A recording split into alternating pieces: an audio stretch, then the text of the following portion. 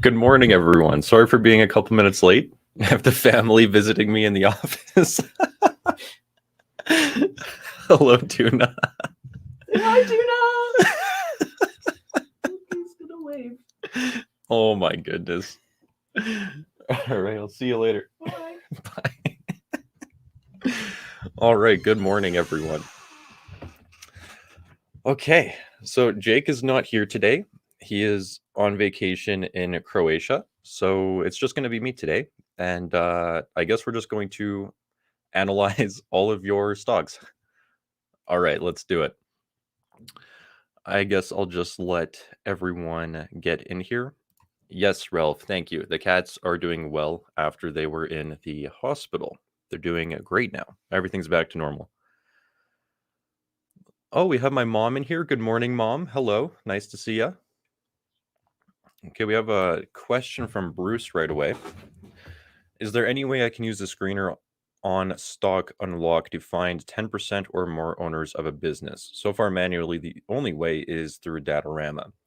No, you cannot do this right now, but in the future, this is something that we could definitely add into the screener. Basically, it would just be like, is there more than 10% insider ownership, which we have the data, so we should be able to screen for that. And thank you for that suggestion. Good morning from Alberta. Good morning from Florida. Got a lot of people from all over the world here. All right, first time here, long time fan. Let's get into it. We already have some tickers coming in here, so let's just dive right in then. I will share my screen. We'll head over to Stock Unlock. I think I just shared my screen. Oops, no, here we go. All right, entire screen, boom, boom, boom. I'm going to put this over on the other screen. Got it.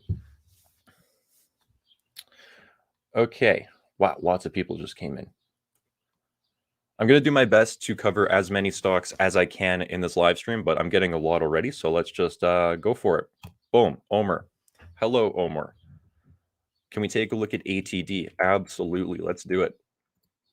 By the way, it's a beautiful day in Calgary right now. It's just like, it's a freaking perfect day outside. I'm pretty stoked about it. All right, ADT. So one of the first things I like to do whenever I'm looking at a new stock is try to just get a brief general view of what does the company do. So to do that, I scroll down here on Stock Unlock. I'll zoom in a little bit. And then we have a little bit of a description down here, which says, ATD engages in the provision of security, automation, and smart home solutions. The company is headquartered in Florida, 22,000 full-time employees, so it's a pretty large business. IPO'd in 2018.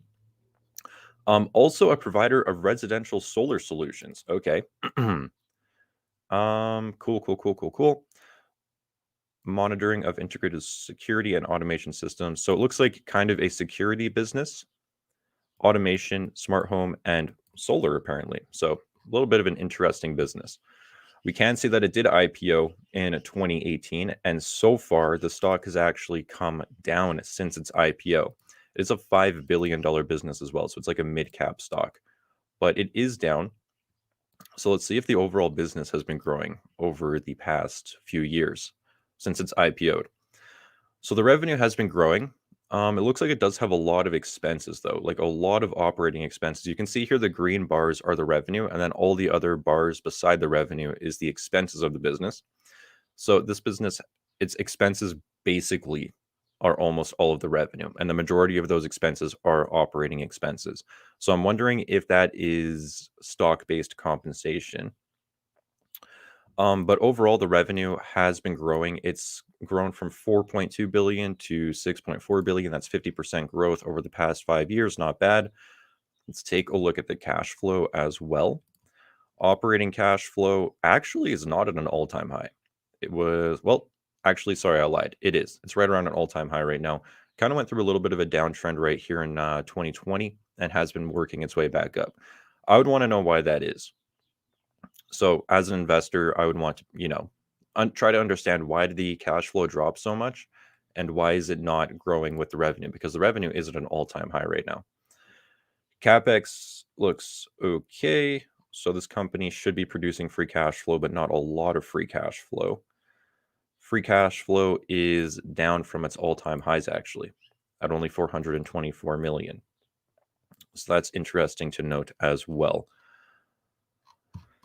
That is probably why the stock has not moved. If we go and take a look at our freeform tool here, really quickly, let's take a look at the operating cash flow first.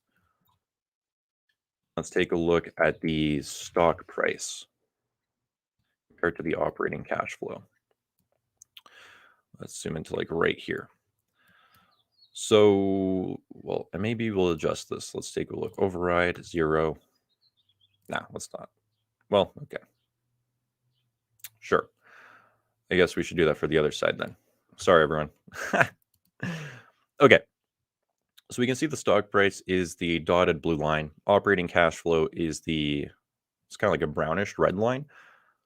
Shelby would be so mad at me for saying that. It probably has a specific name, but anyways.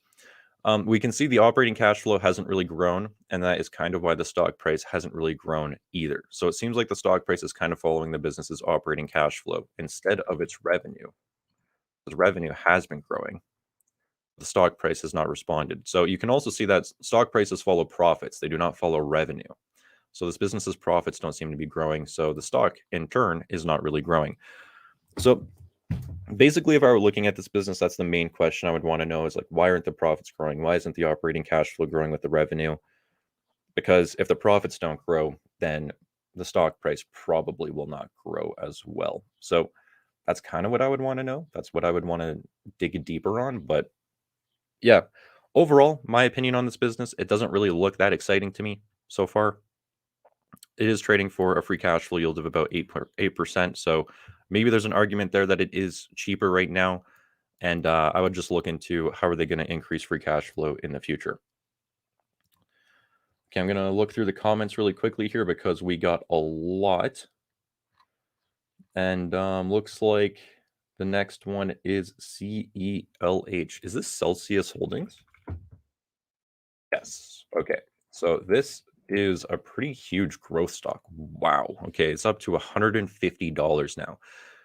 So back here in 2020, I remember there was a YouTuber who covered this. I never got in the stock, but there was a YouTuber who was covering this, I think in like 2021 when it was already up here at 40. But this was a $4 stock in 2020, and it is up 3,200% since 2020. So over the past 3 years, that's a return of 32x in 3 years. That is freaking insane. That is massive. And it just keeps going up. It's at an all-time high right now. So let's take a look at the financials quick. So the revenue has been growing quite substantially. I mean, in 2020, it was producing $88 million of revenue. It's now basically, well, it's like a 9x. It's 9x revenue in 3 years. That's significant revenue growth. However, you can see that the expenses have grown faster than the revenue, and the expenses are now more than the revenue. So the company is actually, in terms of net income, it's not profitable. And it looks like the majority of expenses are, well, it has quite a decent amount of cost of revenue here. And then it also has quite a bit of selling, general, and administrative expenses. So that's definitely something to note. Looks like its shares have also been increasing. And you can see here that its net income went very negative recently. So something happened here. Yes, its selling, general, and administrative expenses have exploded, which have caused the net income to drop quite significantly. Let's take a look at the cash flow, though. What is going on here? So operating cash flow is positive. It's been negative in the past few quarters, but it is positive in the trailing 12 months. It went from negative 100 million to positive 85 million. Stock-based compensation is not really, well, it's like 25% or wait. No, it's actually not that bad. Stock-based compensation is actually not that bad. That's good to see. CapEx is also not that bad, only 10 million in the trailing 12 months. And it is free cash flow positive. It's got $75 million of free cash flow. That is nice to see. So let's take a look here. It's pretty expensive, though. $11 billion market cap, 152 price to free cash flow. So let's go over to our freeform tool here really quick. And this is, yeah, let's take a look at the stock price versus the revenue since 2020 when it really started taking off. So right here, right at the beginning of 2020. So right here, we can see the revenue has compounded at 106% annually. That is ridiculous. And the stock price has grown at 174% annually. That is, wow. Okay. Anyways, you can see that the total percent change to the revenue is 778%. Total percent change to the stock price is 3,148% since 2020. So you can clearly see that the stock price is growing much more rapidly than even the revenue. So whenever the stock price grows more rapidly than the revenue or the cash flow, which is what I would prefer to see, um, it means that the stock is becoming much more expensive and its price ratios are expanding. So let's actually take a look at the price to sales. Price to sales is now 14.5. Price to operating cash flow. Yeah, I mean, it's 133. So, I mean, the stock has delivered ridiculous returns for shareholders over the past few years, right? But when you're trading at a price ratio now of, over 100, that basically means that this company has to continue growing at this insane growth rate over, I don't know how long, but in the future, this is basically what the market is pricing in. So if the business does not continue growing at 100% per year, basically, then the stock looks kind of overvalued. And the thing is, not a lot of businesses can do this for a long time. Like eventually this business should see its revenue start to slow down, because if it compounds at 100% per year for the next decade, that would be, I don't even know. I don't even know what that would work out to. It'd be ridiculous though. And it's probably not possible. Like the numbers probably just don't make it work out. So there is going to be a time where the revenue does start to slow down. I don't know when that time is going to come, but when it does, then I think the price ratios are going to come down in a big way.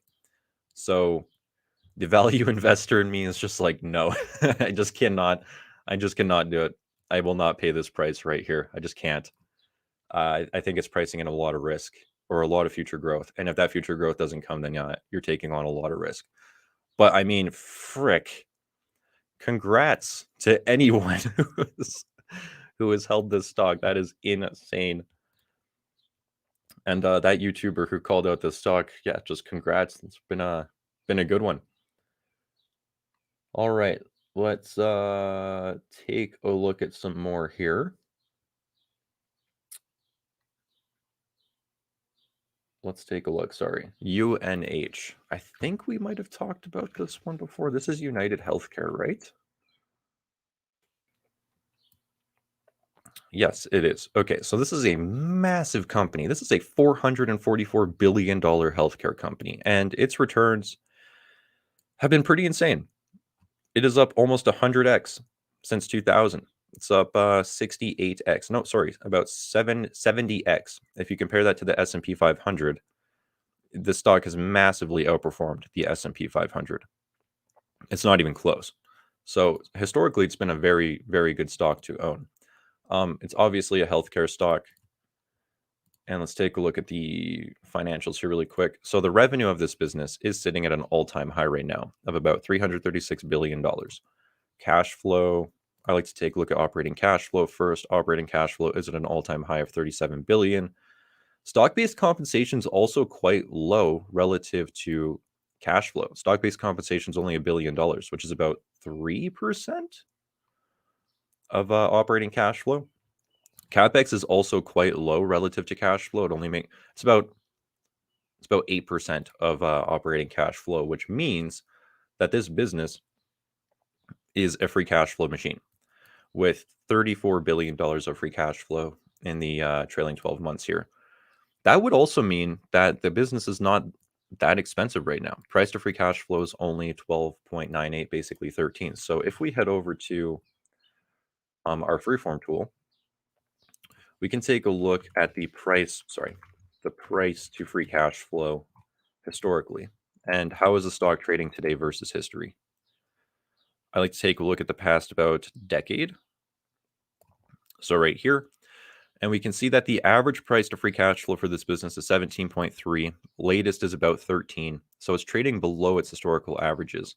And also right here in the stock market crash of 2020, it was trading for about 11.3. Again, it's trading for about 13 today. So it's trading about, what would that be? 10-ish% above its lows during the stock market crash of 2020. Back here in 2016, it was also trading for 10, though. And back here in 2013, it was trading for 9. So it doesn't look that expensive to me, honestly. But the thing is I don't know a lot about this business. I mean, obviously, it's a huge healthcare business, but in terms of like where is its growth going to come from in the future, I have no idea, and that is something that I would really want to understand before I invest in it. So, I mean, all we can do here really in a quick, 2 minutes is like take a look at the financials. How is it priced relative to its financials? But one thing I want to stress is you do have to understand the business and where is its future growth going to come from. Let's take a look at insider transactions. So insiders do look like they have been selling. Kind of looks, it's not like a concerning amount of selling though. I mean, yeah, there's a lot of sells going on, but if you take a look, it's like less than 1% of the shares here, 1%, 4%, 4%, 6%, 7%. So those are not like massive sells. It kind of looks like trimming to me, but no insider buying going on. But I mean, overall, it's selling for a 7% free cash flow yield right now. That's pretty good. Honestly, that's pretty good. And if the business can continue to grow from here, then I mean, it doesn't look that bad, honestly. And I want to show you guys some new metrics actually. So if we go to our stock unlock insights, UNH has a 3.65 score, which is good.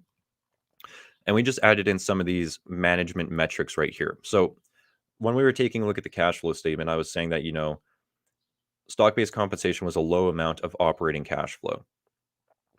And a low amount of revenue and everything like that. And you can see that right here. So the management score has stock-based compensation as a percent of revenue, and it's only 0.29, which is very good. So there's a little amount of stock-based compensation going on, which means that, insiders are not diluting shareholders to pay themselves essentially, which is a good thing to see. So yeah, that's basically my thoughts here. I think that it does look like it is selling for a good price today. I would just want to know where's the future growth coming from? All right. GM. GM would be an interesting stock to take a look at. Let's do it. General Motors. Because at least from what I can see on Twitter, it seems like people believe that all the legacy automakers are going to go out of business trying to compete with Tesla. So who knows, right? Who knows what the future holds, but I'm a little bit skeptical to believe that. I think that these businesses have a long way to go before they die essentially. So let's take a look. GM. Okay, so GM's revenue is sitting at 160 billion in the trailing 12 months. And what's funny is back here in like 2014, it was 156 billion. So the revenue is at an all-time high right now, but it's not that much higher than it was in 2014-ish. Let's take a look at the cash flow though. So operating cash flow has grown slightly. It's at 17 billion. These companies usually have a lot of capex though. Yeah, right here. Capex is 22 billion relative to 17 billion in operating cash flow, which means that it's actually free cash flow negative. So surprisingly, GM is actually losing money, which is not a great thing to see. And what's also interesting is GM is losing money at the same time as it is apparently paying dividends and buying back shares. So where is the money coming from? It's coming from debt then, right here. $5 billion, $5.2 billion in debt in the trailing 12 months. So, I mean, just take a look at this cash flow statement. So immediately I'm not really interested in this business because 17 billion comes in from the company's operations. That's how much the operations actually make. Then you can see that they spend 22 billion right here just on investments in property, plant, and equipment. That's capex. That's just like maintaining the business, trying to grow the business. So immediately they're negative free cash flow. Or sorry, they produce negative free cash flow. And then to supplement the business, they take on debt, it looks like. $5.2 billion of debt. And then with that debt, it looks like they bought back shares and paid a dividend. So yeah, I don't really like that. Let's take a look at the balance sheet. 10% cash. Balance sheet actually doesn't look horrible. I was expecting it to be worse, actually. Tangible book value is growing still. Interesting. Interesting business. Interesting balance sheet, but I'm just not really excited about it taking a look at it. And it doesn't surprise me that this business hasn't really, the stock hasn't really gone anywhere in, what is that, 13 years now? It's up 5% in 13 years. And when you take a look at the fundamentals, I mean, the revenue has hardly grown and the cash flow has hardly grown over the past decade. So stocks follow the business behind them typically. Over the long term, they will follow the business behind them. So the reason that this stock is not up is because GM's business has basically not grown over the past 13 years. So yeah, I'm not like, the stock does not get me excited. I mean, that's really what it comes down to. It's not an exciting stock for me. It's not one I would be inclined to buy anytime soon. Personally. Let's take a look at some more.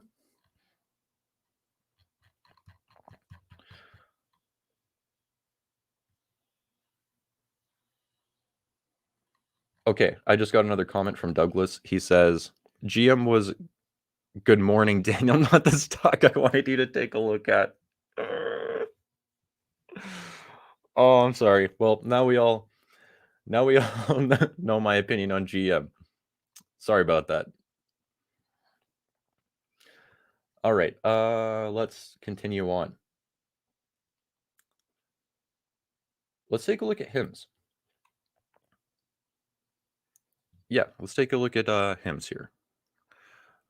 I've seen a lot of people talk about HIMS. I had a friend who used to make YouTube videos. He no longer makes YouTube videos, and he was a big bull on HIMS. So let's take a quick look.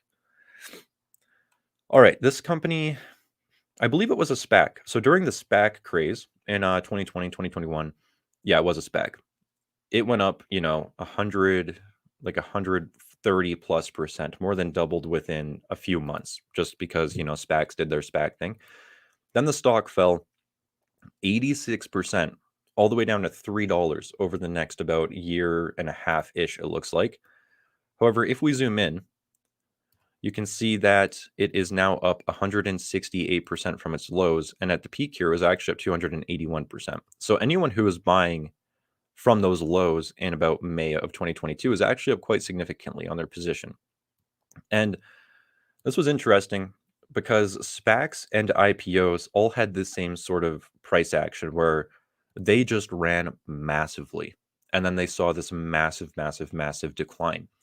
But I don't think that all IPOs and SPACs were created equal. I mean, the majority of them were just very subpar businesses, and it deserved to go down 86%. But the whole group, all of them, went down like 75 to 86%, it seemed. And in that large group, there were some stocks or businesses that I do think were worth buying. HIMS could be one of them. I don't own the stock. I haven't analyzed it in depth, but one of the stocks that I did end up buying that was an IPO in 2021 was Magnet Forensics, which was a cybersecurity company that ended up being acquired, and it fell 75% as well. And then I was buying it around $15 a share, and it got acquired at $44 a share within like a year from the lows, which kind of sucks, honestly, but because I think that business could have went on to generate massive returns over the coming, 10 plus years. But yeah, anyways, long story short, I think that there could be some decent businesses in this group. You shouldn't just bucket them all together. So let's take a look at HIMS. Income statement. Let's take a look just really quickly at the trailing 12 months income statement.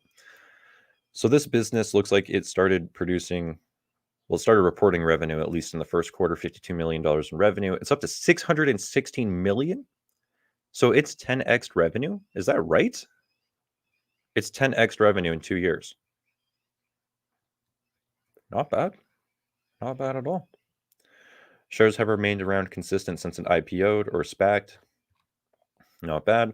Cost of revenue is also quite low. Gross profit is quite high. So all of the expenses are in selling, general, and administrative expenses.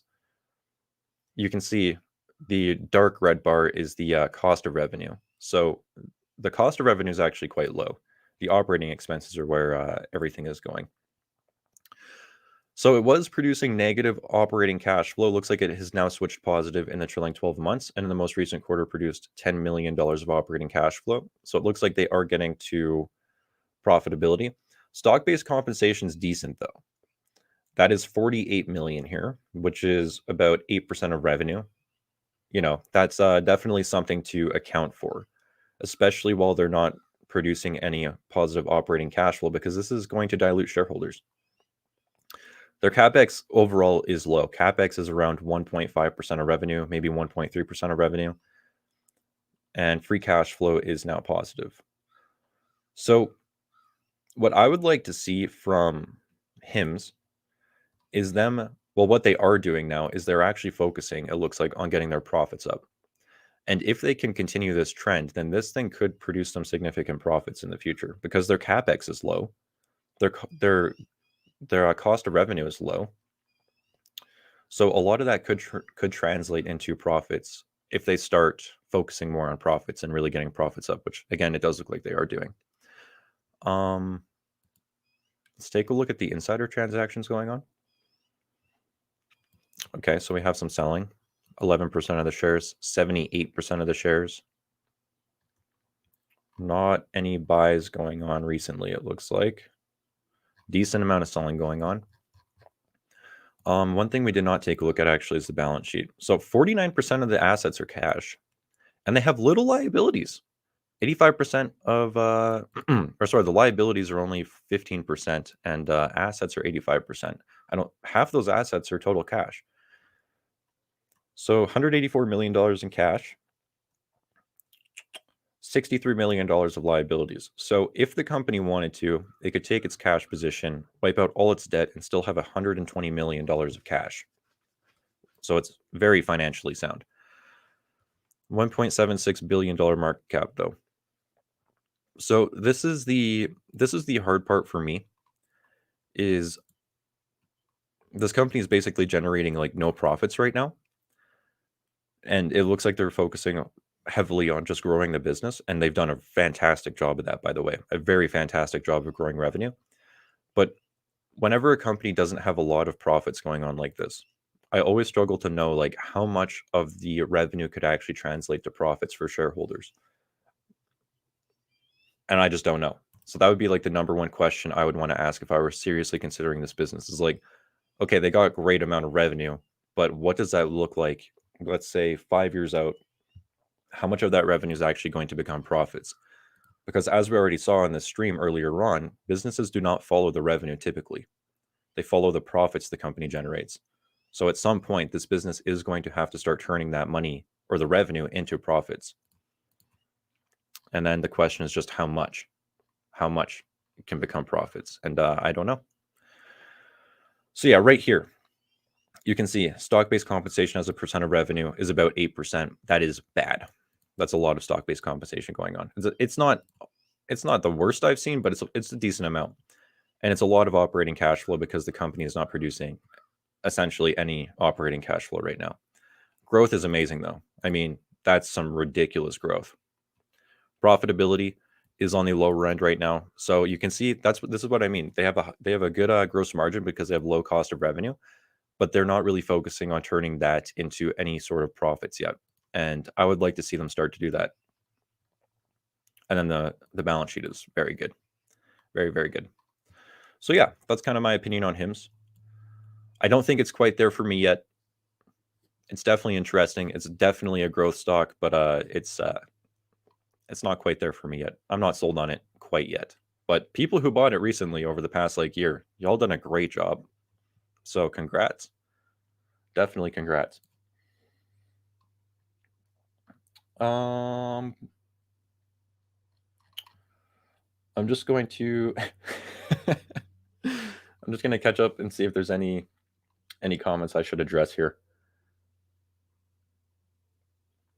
Okay, so Stefan says, I believe that this is in regards to HIMS. Very sticky business model, high revenue growth, decent gross margins. Exactly. Good balance sheet, although still not profitable. Yep. Marketing expenses are like 70% of operating expenses. Okay. That would basically mean that if the company wanted to, they could lower down their their marketing expenses and become cash flow positive almost immediately then. Well, actually, immediately. In fact, yes, immediately. However, if they're going to slow down operating expenses, then that would most likely also translate to slowing revenue growth, which would be a trade-off. So that's what I mean is it looks like the company right now is focusing on growing its revenue as much as possible. And as I said, they're doing a fantastic job. Revenue grew 10x in 3 years, I believe.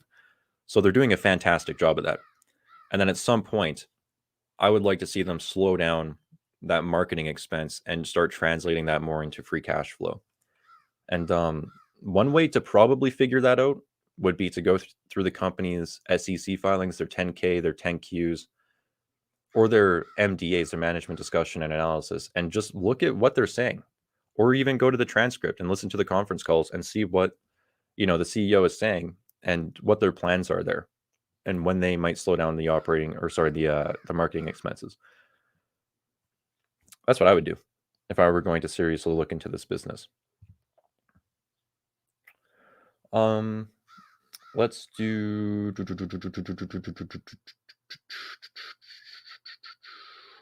Sorry, there's a lot of comments to read. There's a lot of comments, man. Okay. Oh, man, there's so many good ones. Okay, there's one here that I want to talk about. I can do this one quickly. Oh, this is from Douglas again. I literally chose this randomly. So, Douglas, you're getting very lucky today, apparently. Can you take a look at IIPR for me? Thanks. IIPR is a company that leases buildings to cannabis companies. And the reason it's got a 10% dividend right now. So I imagine that people are very excited about this dividend, and the stock is down 75% from its all-time highs. I believe that the revenue for this business was also growing quite significantly. Yes, so the revenue growth has been great. If you take a look at the trailing 12 months, revenue growth has been great. The problem is there is like no cannabis company that is profitable right now, which basically means that IIPR's tenants, since it leases real estate to cannabis companies, it means that their tenants are basically all unprofitable and running out of cash, which means that eventually these tenants, at the current economics of the cannabis industry, those tenants are going to go under at some point, which means ultimately that IIPR's tenants are highly risky. So I don't know if their tenants are going to be around in 3 years, essentially, which also translates to me saying, I don't know if the revenue is going to be around in 3 years because they're generating revenue from these speculative businesses, basically. So that makes this business inherently speculative as well. And I would not be buying it personally. Next one, IBN versus HDB. I will talk about this because I just did a video on HDB letting everyone know that I am a buyer of this stock right now. I actually sold Adobe, which I announced on my channel. I sold Adobe because I thought that the run was insane and I thought that the stock got quite expensive. And then I put that money into HDB. And because I thought HDB was selling for a much more attractive price, especially relative to its future growth. So now let's take a look at IBN versus HDB. So what we can do here is go to our insights and go HDB versus IBN, and let's compare the insights of these two businesses. So HDB 4.48 insight score, IBN 4.35. HDB is a little bit better in terms of stock and lock scoring. Both of these are very good though. Both very, very good. HDB has grown revenue at 16%, IBN slightly higher, 16.6%. Net income has grown by 35% versus HDB's 20%. So IBN looks like it is growing a little bit more quickly. Dividends on both of these businesses, 5, very good. Financial health on HDB looks a little bit better, has a higher efficiency ratio. That's really where the score is coming from. It actually has a lower efficiency ratio, but a lower efficiency ratio is better for a bank because it means that the bank is more efficient and it's turning more revenue into profits, essentially. These are very similar businesses. What the heck? Okay. HDB's deposits are growing a lot more quickly. 20%. To me, this is much more attractive because the bank essentially uses its deposits to fuel future growth. So I really like to see deposits growing, and it's growing almost at double the rate as IBN. Interest income 20% growth, 30% growth. Non-interest income is growing faster at HDB. Loans are growing less. Interesting. And tangible book value per share is growing faster at IBN. Revenue basically the same. Net income is better over here. Book value is better over here. Tangible book value better. So IBN is actually growing faster in every area except for deposits, which is very interesting to see. HDB's net margin is also higher than IBN's. And it's getting a slightly better return on tangible equity and return on equity in general. Basically the same, though. These are both very good banks, okay? I mean, both very good banks. On full disclosure, I actually own both of these. Let's take a look at them in the freeform tool, though. I do have a larger position in HDB, though. I think that HDB personally is the higher quality business, but I do think that IBN is also a very attractive business, and I do own a position in it. So let's take a look at these businesses' revenue growth historically. And HDB is the blue line. IBN is the maroon. Maybe this is a maroon. I don't know. But to me, it looks brownish red. Okay. Anyways, you can see that HDB has grown its revenue more historically because it was much lower over here. And now it is basically almost catching up to IBN. So if you take a look at that, the compounded annual growth rate, it's been about 20.6% since 2008, whereas IBN has been about 10% versus 2008. Let's take a look at the past decade right here. So HDB's compounded revenue at 18%, IBN at around 12%. Let's take a look at net income, though. This is actual profits for the bank. And HDB's been about 20%, IBN's been about 13%. IBN also had this period right here from 2015 to 2019 where their net income dropped quite significantly. And now it's been growing strong since about 2019. But yeah, they did have a period where it kind of didn't grow, whereas HDB has just been a consistent grower, and it grows at like 20% per year.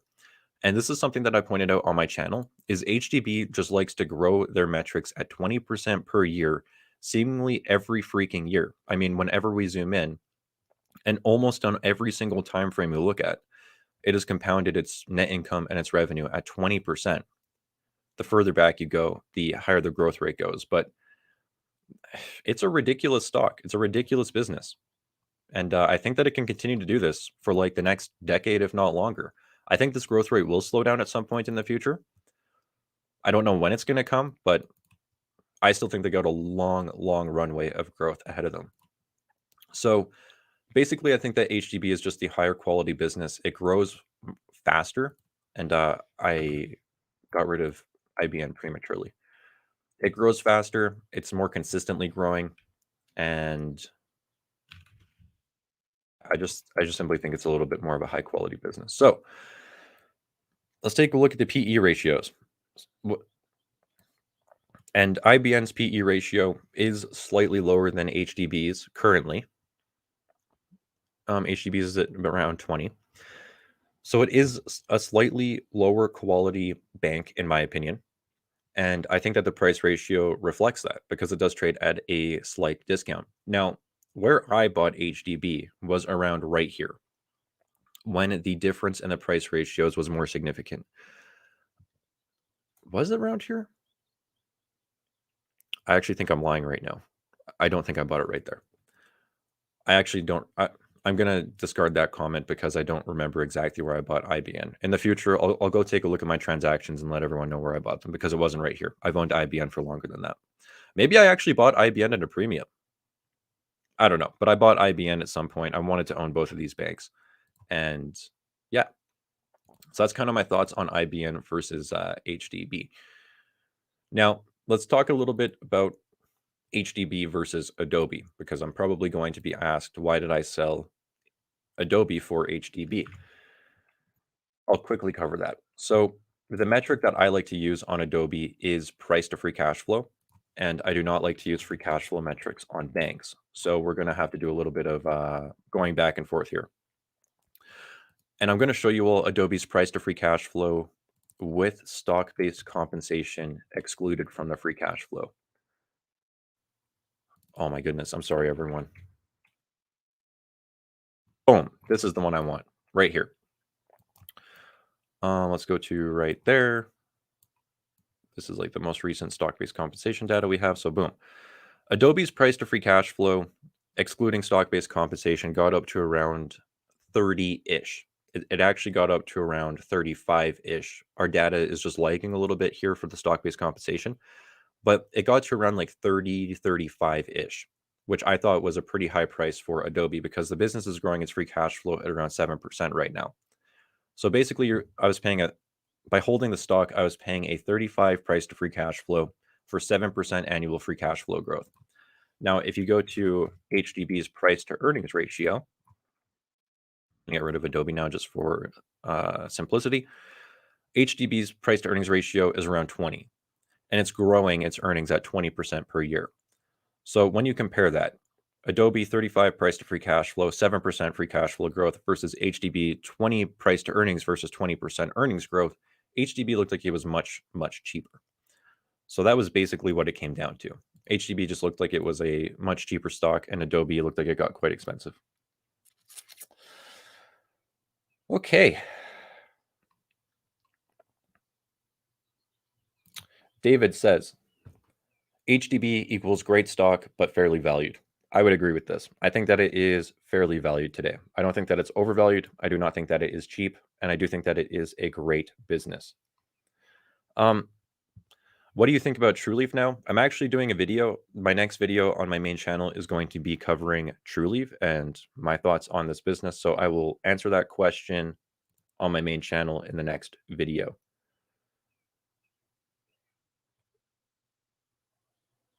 Okay.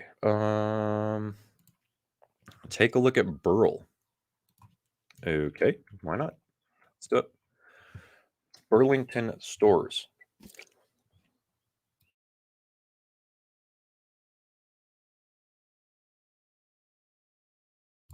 Okay. $10 billion retail company. Looks like it's been around since about 2013. It was a $25 stock, and it is now up 425% since its IPO, which means that it is outperforming the S&P 500. Has been a very volatile stock. In 2020, before the stock market crash, it was worth $245. So it's actually down. Yeah, so it's actually down since before the stock market crash.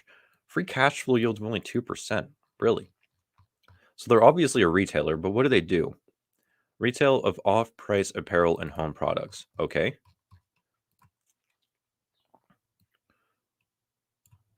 So their revenue is not at an all-time high.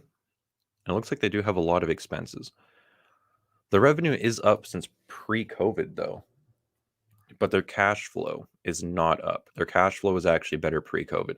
So this is another example right here where stocks do not follow revenue. They follow profits and cash flow because the revenue is higher than 2020, but the cash flow is lower than 2020 and the stock is lower than 2020. So this company clearly follows its profits, not its revenue. I would want to know why this is. Why are cash flows not following revenue?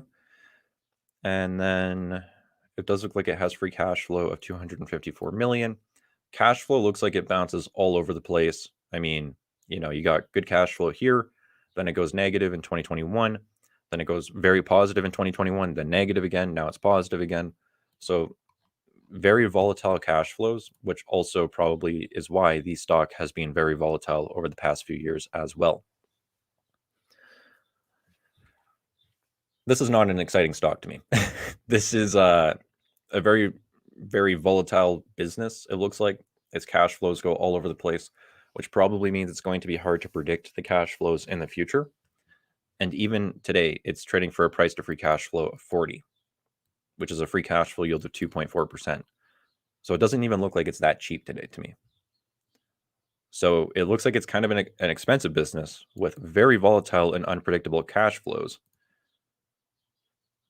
So yeah, I'm not too interested in this one, at least, and that's kind of why.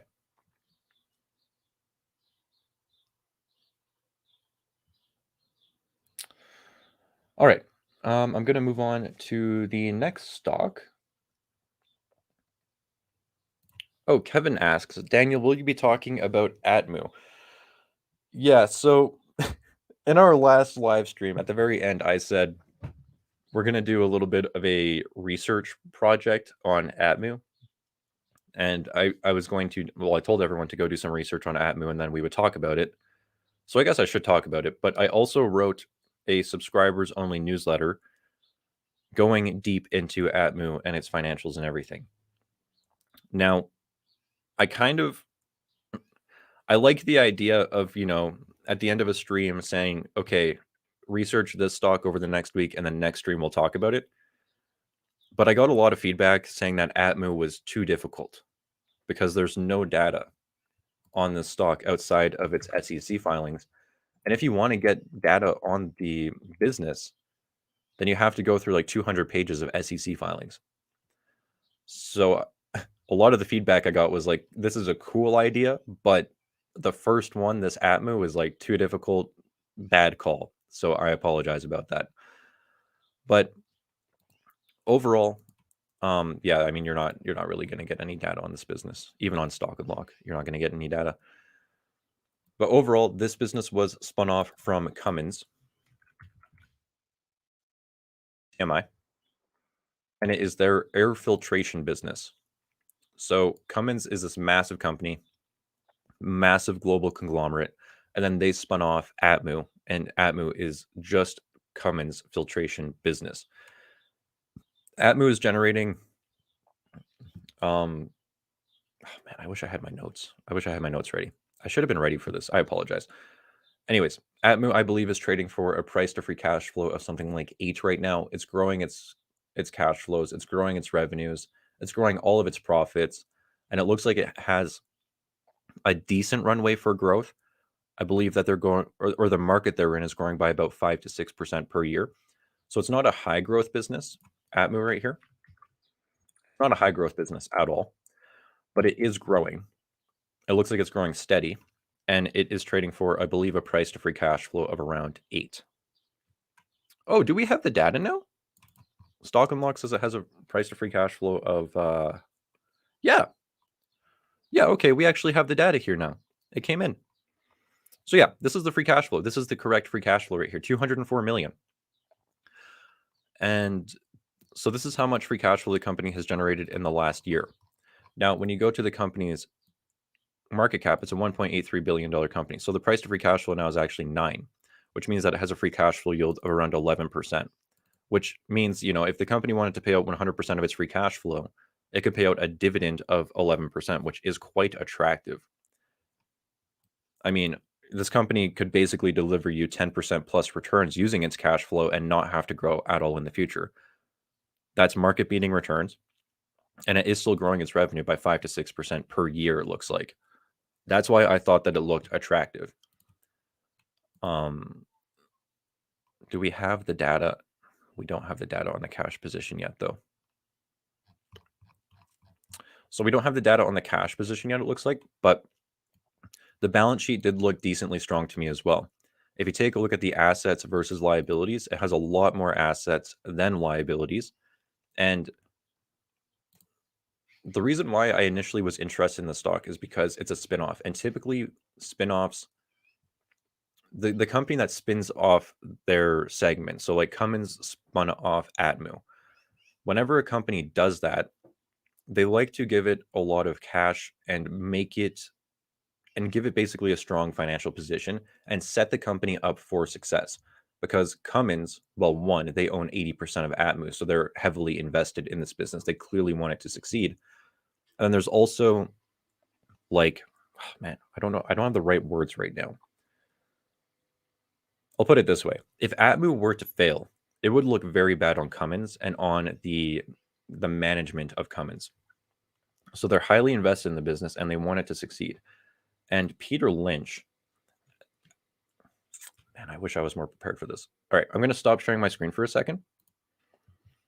And I'm actually going to go and find these quotes really quick in my Gmail. But yeah, overall, I think that Atmu does look like a pretty decent stock, selling for a quite attractive price. And I seriously apologize that I was not prepared for this.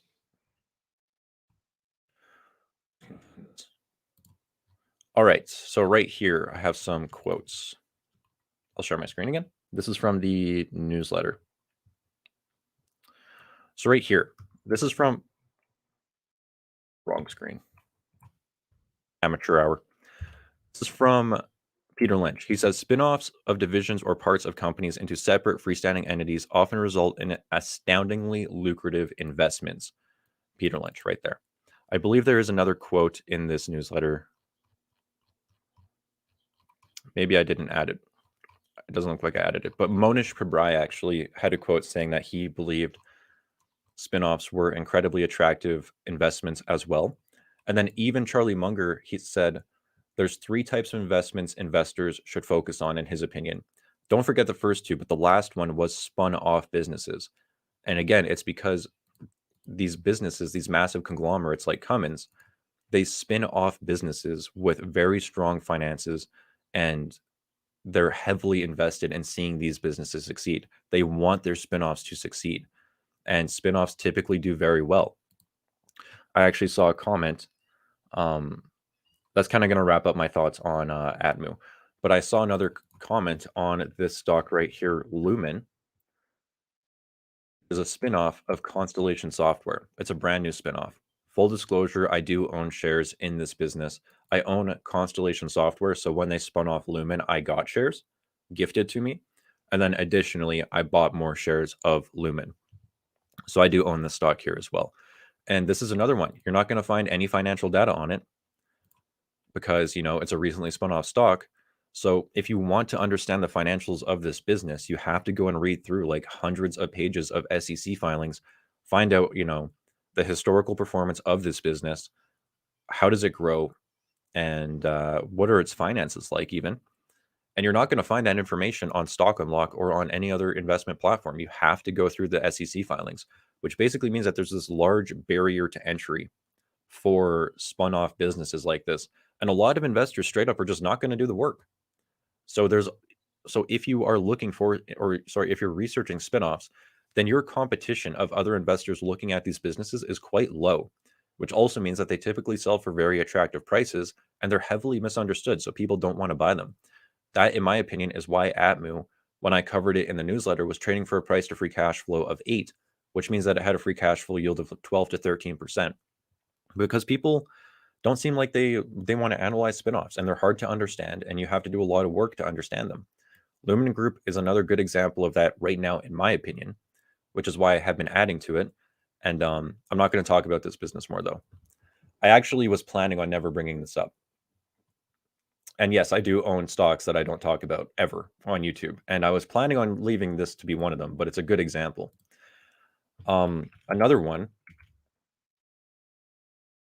is Topicus. This is another CSU spinoff, another Constellation Software spinoff. There is now data on it because it's been a public company for quite some time. But it was spun off here in 2021. I also own shares in this business, by the way, full disclosure. Here's what I'll tell you.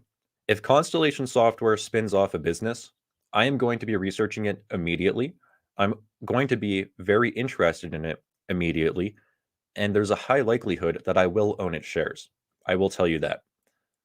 So if Constellation Software ever continues to spin off businesses in the future, just know that me, Daniel Pronk, is going to be researching them very quickly and probably buying more of them. So I'll give you that. Anyways, this stock is up 62%, 63% since its IPO in 2021. It went through this massive hype cycle in 2021. And then it did see that massive decline here of about 54%. And I bought my shares right around here in the 60s. I was buying it below 70. And now it's up about 40% for me. But this is another really interesting business. I also did get shares gifted to me from CSU, so I do own those ones as well. But I was buying more of it around here when it came down. But this is another very interesting business, and it's a spinoff, and it's done very, very well. It's done very well, and I think that it will continue to do very well. So yeah, definitely pay attention to spinoff businesses. That was a huge tangent. I'm sorry. Very sorry about that. But yeah, spinoff businesses are very, very interesting. And I really like them. Knockabout says 83% shares controlled by Cummins. Cummins offering their shareholders a stock swap with remaining shares offered on exchange. This is in relation to Atmu. So yeah. Jonathan has some comments here. Oh, sorry. Jonathan just said Antipicus. Yes, Antipicus, which is what we're talking about. So yeah, I would try and find that. You know, I'm gonna stop sharing my screen. I want to find that Charlie Munger quote now. I'm gonna find it on spinoffs. Interesting quote.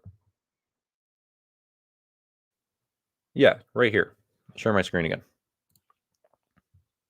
Spinoffs often present attractive opportunities for value investors. Charlie Munger.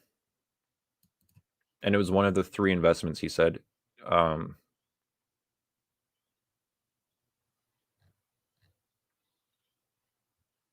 I'm just reading. Yeah, it's one of the 3 investments he said. Anyways, I'm going to get back on topic here. We're almost at an hour as well, so I will answer some questions. Maybe this one will be quick. We are one. What's up? Anyone else know if Daniel bought BN or BN.to? I'm a Canadian, wasn't sure if there's a difference between the 2 tickers, if one is better. By the way, where is Jake? Yeah, so whenever I cover a stock or talk about it, like for example, I recently did a video on TD, saying that I was buying more TD, which I am actively buying TD at this price. I cover the US ticker because the majority of my audience, the vast majority of my audience is in the United States. So I just cover the US ticker. But if there is a Canadian ticker, I will always be buying the Canadian ticker because it's just much more efficient for me. I don't have to convert currency. So if I ever talk about BN, I look at this stock as a Canadian, I am buying BN.to. If there is a Canadian ticker, personally, I will be buying the Canadian ticker. And Jake is in Croatia. He's on vacation. So that is that. He tried to make it to the stream, but his girlfriend, I feel like his girlfriend was like, no, you're on vacation. You're not working, which is fair. He should take a vacation. That guy works way too much. Okay, we're going to get back here.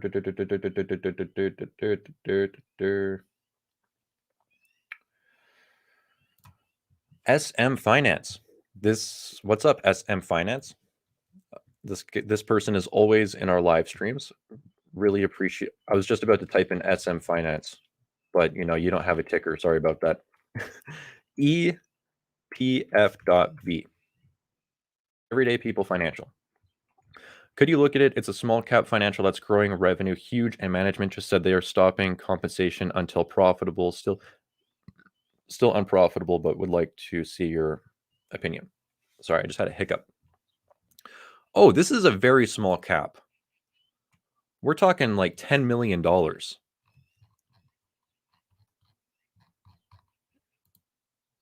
And we don't have financial data for it. I can't give you my opinion. I'm sorry.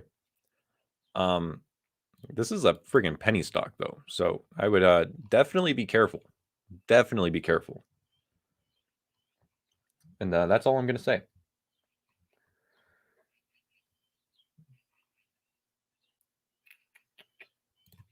Oh, Eugene says, there are reports that Apple has plans to launch its own credit card in India in partnership with HDFC Bank, in partnership with HDB. Not bad. Not bad at all. Okay. Crypto mining stock, Riot. I will not talk about a crypto mining stock. I'm sorry about that. I think they're very speculative. I have no idea what Bitcoin's going to do. And I think that they rely on Bitcoin and the prices of Bitcoin, at least. Let's do Expedia. Oh, Eugene, sorry. I'll do this one first. Was that newsletter sent recently? I don't think I received it. It was a subscribers only newsletter. I send those out once a month on the 15th of every month to paying stock unlock subscribers. So if you were a stock unlock subscriber, a paying subscriber on June 15th, then you should have got it. Let me know. Eugene, let me know if you did not get it, and check your junk mail. Sometimes they go there. It sucks. I don't know why that happens, but sometimes they go there. If you didn't get it, I can send it to you. Just give me your email. All right, let's talk about Expedia. I think this is Expedia. Yeah.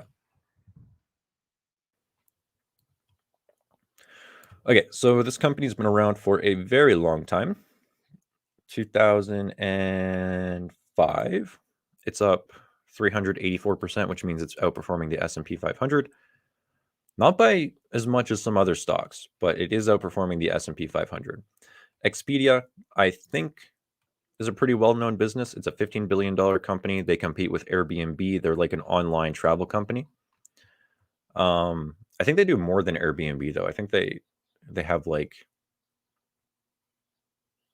I probably shouldn't be talking about that because I'm not certain. But I believe they compete with Airbnb. You can like book hotels and stuff through Expedia. All right. So let's take a look at their revenue. Is their quarterly revenue at an all-time high? Not really. Okay, so their trailing 12 months revenue, $12 billion. Pre-COVID, it was 12 billion. So their revenue has basically fully recovered since COVID. Has their cash flow, though? Operating cash flow is higher, and it's kind of been flatlining for the past about couple of years, actually. Hasn't really grown over the past couple of years.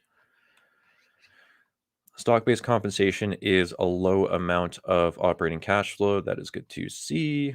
Free cash flow is quite high at around 2.9 billion.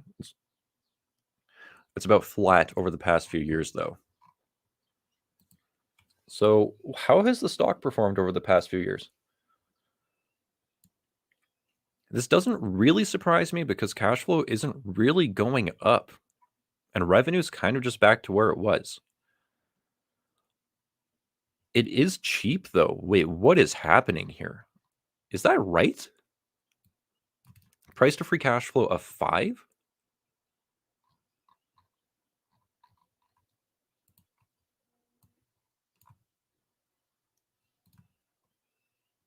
What?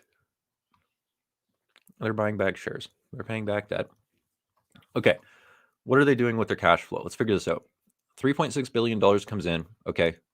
They spend 700 million on capex, so they got 3.1 billion left. 1.4 billion goes to paying back debt, which gives them, what is that, 1.7 left? 900 million went to buying back shares. Okay. So they should have like a billion left. Okay. Balance sheet. Does their balance sheet suck? What's going on here? $6 billion in cash, 25 billion assets, 23 billion in liabilities. Is their debt going up? No, because they're paying down their debt. They're getting rid of their debt. So they're actively getting rid of debt too.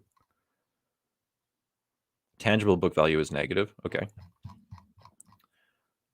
This business looks kind of cheap. A 5 price to free cash flow.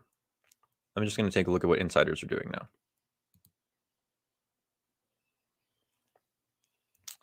Of course, my internet's going to be slow. I'm sorry about that, everyone.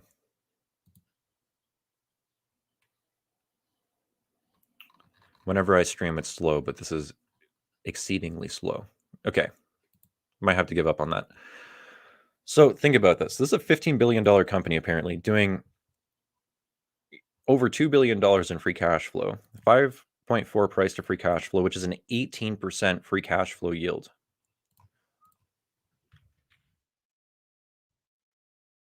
Let's take a look. Has it always been this cheap? Oh man, my internet's just bugging out right now.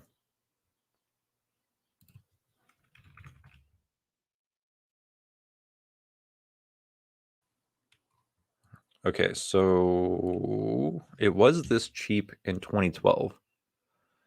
got up to 31. Pre-COVID, it was 10, and now it's back down to 5. During the Great Recession, it was 5 as well. So it's down to prices that match the Great Recession, basically. Its average has been 11.6. It's currently 5.5. So it's half its average. So what it looks like to me is that people are pricing this stock's fundamentals to start declining. It looks like the market is not bullish on this business's future over the next few years. Because think about this. If you got a free cash flow yield of 18%, and you don't even need to grow the business anymore. They could call it quits. They could be like, you know what? No, we're not even going to focus on growing anymore. We're just going to pay an 18% dividend and we're going to call it a day. And shareholders should be happy with that. That's what this business could theoretically do right now with this cash flow. Which tells me, and that would be a fantastic return. 18% return is fantastic. That is incredible. So this tells me that the market is not pricing this to last.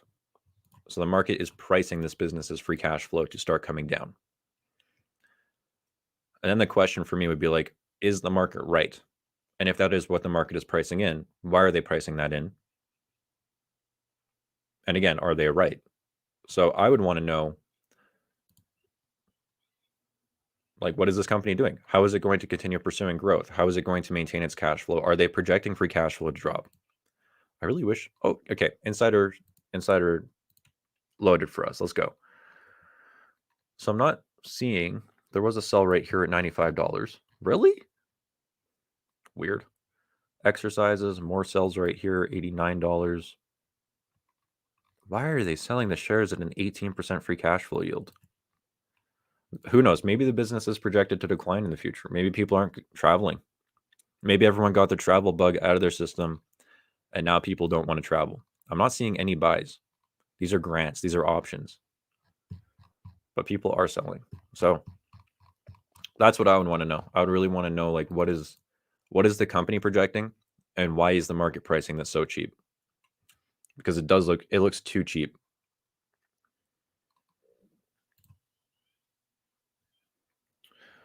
Okay, let's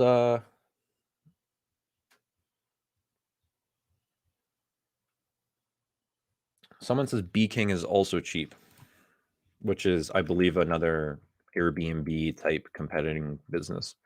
It's not as cheap. 13 price to free cash flow, 7.6% free cash flow yield. It's not nearly as cheap. It's actually selling at all-time highs right now, it looks like. But whoa. This stock is a 100x since 2004. Crazy. It's not as cheap. Royal says many things are cheap because of interest rates. I mean, things are getting cheaper. Yeah, Expedia is dying over time. I mean, the revenue is remaining consistent though. But if the overall travel market is growing and the revenue is remaining consistent, then that would mean that they're losing market share. Because if they're not growing with the overall market, then competitors are taking the market. David, exactly. Maybe Expedia is losing market share to the greatest stock of all time, Airbnb. If Jake was here, he would agree with you. For those of you who don't know, Jake is a huge Airbnb bull. He thinks this is going to be like a $500 billion company one day. And who knows? It could be. Who knows? But I did just see that Dallas banned Airbnbs in a section of the city. And people are... yeah, that's funny. And yeah, people are not happy. Some people are very unhappy with Airbnb. So we'll see. We'll see. I'm not an owner of the stock. Jake is very bullish, but we disagree there on that one, and that's okay. Okay. We have a comment here. Someone says, Daniel, have you ever bought a stock of a company that was not profitable, currently unprofitable? What kind of qualitative aspects did you change your mind? A short answer will suffice. Yes, I have. The company I talked about previously, Magnet Forensics. I wonder if we still have the data. Did they get acquired? Magnet Forensics. Yep. So you can see it got acquired. It no longer trades. And down here is where I was buying the stock. And then I actually added to the position in the 20s around here. And then it got acquired. Do we still have the financials? Yes. And the cash flow? Yes. Okay. So when I'll show you the free cash flow. I might be lying to you. I'm sorry. I might be lying to you. I am lying to you. I thought this business was unprofitable when I bought it, but it wasn't. Was it net income unprofitable? The net income was low. It was low. It was generating like, $1 million in net income. 270 million here. It wasn't unprofitable though. So I guess the reality is no. I guess the reality is no. I haven't. I might be lying to you though. I feel like I haven't, but I would need to look. There's nothing that comes up in my brain, but that's just using human memory, which is unreliable. So right now I'm going to say no, but let me take a look through my history. I might have. Okay. I'm well over an hour now, so I'm going to cut off the stream here soon. I'll take one more question. Hey, Daniel, if market is higher levels, hey, Daniel, if market is at higher levels, and if we want to build a cash position, where do you think we can have our cash invested safely till we see good opportunities again? Any stocks, ETFs in the USA? Well, I'm not a financial advisor. I can't really give you financial advice, but I think a place to park cash would be in if you're in Canada, it would be like a GIC. I think they're paying like 5% right now. And there shouldn't be any volatility with that or anything. You're basically just loaning money to the government. So if you want to build cash and get a return on cash, it would be like GICs or bonds, essentially. Art Dog says, didn't you buy Tilray? Yeah, when it was Afria. That is correct. I did own Afria at one point, which turned into Tilray, which has been a very bad stock to own. Luckily, I sold that at a profit. But yeah, that was a very bad stock to own. In hindsight, holy smokes. Yeah, it looks like we don't have data on Afria. Now it's just Tilray, but I believe that Afria was actually unprofitable at the time. So yes, I did own Afria. Yeah, cannabis stocks have just been getting wrecked. Freaking wrecked. What is the stock? The stock is down like 80% year to date. Just freaking getting demolished. So yeah, I guess I did. Okay, there's a lot of stocks still coming in, but that's going to wrap up the live stream, everyone.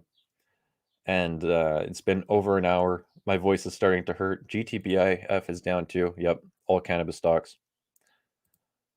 You know what, Rob? I did own Tattooed Chef at one point for a very small amount of time. You're right. And then I came to my senses and got out of it pretty quick. You're right. So yes, you guys are right. I have owned unprofitable stocks. A few of them. Thank you for letting me know. But yeah, okay, I'm going to wrap up the stream now, everyone. Thank you for tuning in. It was fun. And next week, Jake should be here. Actually, I might not be here, though. I'm gone next weekend. Okay, I'll let you guys all know. Maybe we'll do a stream in the middle of the week or like on a Friday, because I think I'm actually gone next weekend. So we'll have to figure that out. And I'll let you all know in the Discord. We'll make an announcement with all that. I'll stop sharing my screen too. Cool. All right. Thank you, everyone, for tuning in. Hope you have a great weekend. It's a beautiful day in Calgary, so I'm going to get outside and who knows, maybe go kayaking or something. But yeah, thank you, everyone, for tuning in, and we will see you next week sometime.